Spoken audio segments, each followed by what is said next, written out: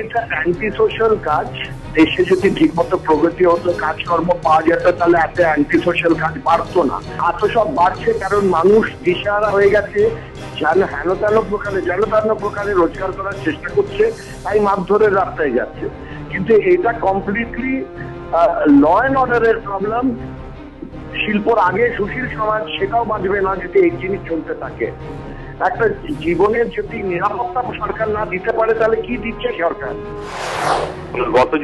গত 2 মাস লক্ষ্য করি, লাগাতার ভাবে এই এক্সিস্টিং যে সমস্ত খনি শিল্প এবং অন্যান্য ভারী শিল্প রয়েছে, সেখানে যে ধরনের ঘটনা এবং হামলা চলছে, রাজনৈতিক হামলা চলছে, এর ফলে কিন্তু শিল্পপতিরা চিন্তা করবেন যে নতুন বিনিয়োগ দূরের কথা, এই শিল্পটা চলছে, ভারী শিল্প চলছে, এটা এখানে থাকবে কিনা।